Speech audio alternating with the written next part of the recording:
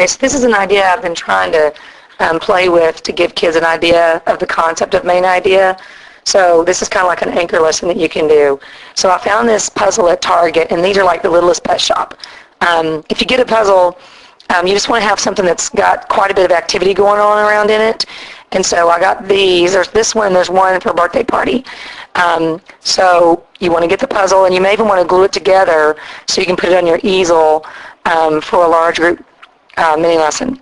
The next thing that I do is then I cover the entire puzzle, all the different pieces or activities that are going on. I cover those up with Post-it notes. The next thing is I'll peel off one Post-it note and pose the question, okay, so let's name what do we actually see going on. So you don't want kids to predict here. We want them to just say, okay, so this is the part we see there's a fish swimming in the water. I cover it back up, and then I uncover the next piece. So like up here is where the sailboat is swimming, sailing in the ocean. And so I keep continuing to do this. Here the snail is digging, and playing in the sand. So you want to keep continuing this throughout the whole puzzle where you uncover each piece, name what's going on, and then cover it back up.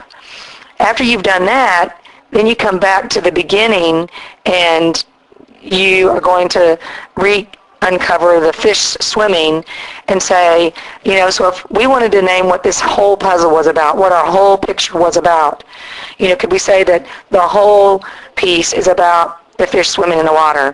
And then the kids are like, no. And we're like, no, that's a corner piece. So you want to use that. That's the reason I use a puzzle, is to try to anchor the idea of a puzzle piece, is that our corner piece.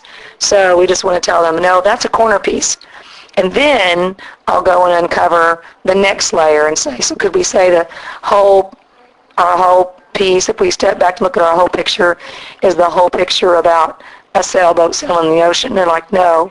And I'm like, nope, that's a corner piece. So you want to keep unpeeling each layer and asking the kids, could we say our whole picture is about that one thing?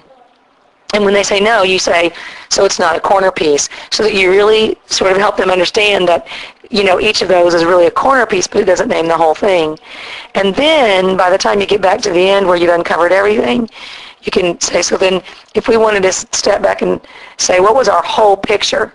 We could name it. We could name it something like the animals were at the beach on a warm sunny day playing. And they're like, yeah, that's naming the whole piece.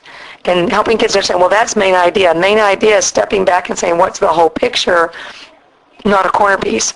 So then after doing this, you may want to practice with taking some familiar, picture books or whatever that you've read and reread a paragraph and maybe give them multiple choices, A, B, C, D. Could we say that this whole paragraph was about, A, B, C, or D?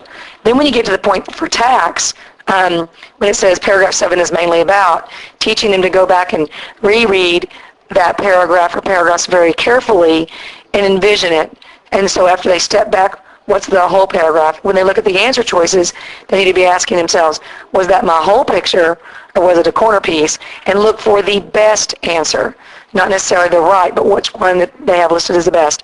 So it's kind of what I've been trying out with kids. I'm still trying to sharpen it, but this might be a good idea if you want to try it out too and give everybody feedback on how it's going.